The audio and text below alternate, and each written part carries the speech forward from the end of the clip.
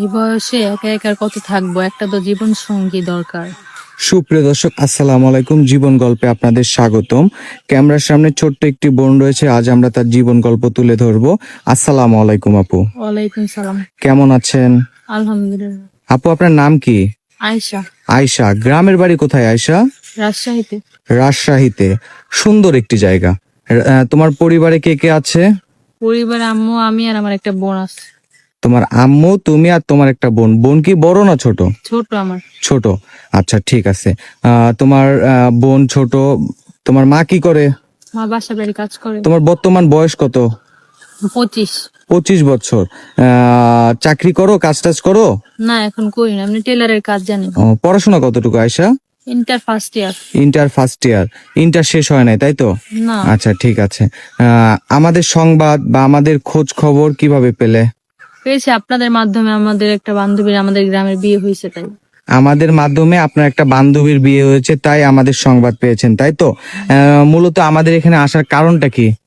আসছি, বিয়ে শাদী করবো, সংসারের দরকার আছে না, বয়স হয়ে গেছে তো। মানে বিয়ে শাদী করার জন্য এসেছেন? হ্যাঁ। আচ্ছা, ঠিক আছে। কেমন স্বামী চান? একজন সংসারিক স্বামী চাই আমি। দেখতে কেমন হতে হবে?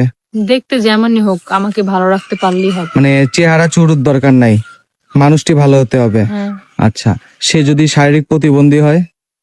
সে যদি আমাকে খাওয়াতে পারে দুমুঠো, তাতেই চলবে আমার। বয়স নিয়ে কোনো সমস্যা আছে? না। তার বয়স যদি 60-70 বছর হয়?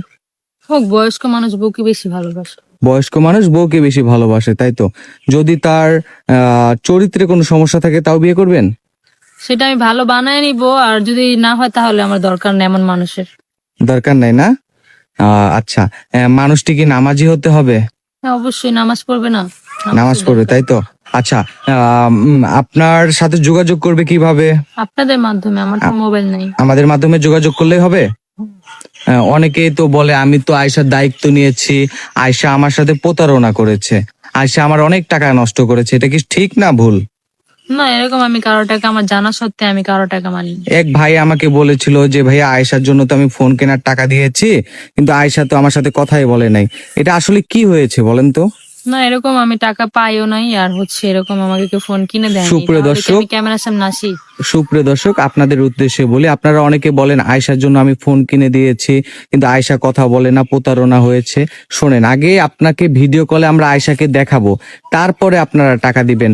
অনেকে তো আয়শা তোমাকে বলে যে তোমার জন্য তো আমি অমুক টাকা দিছি, কিন্তু আসলে কি তুমি টাকা পাইছো?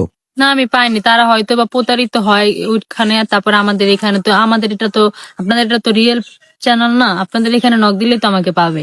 ও, অন্য জায়গায় কোনো কিছু পাবে? না, অন্য জায়গায় তো আমাকে পাবে না। সুপ্রিয় দর্শক, অযথা কোনো জায়গায় টাকা নষ্ট করবেন না।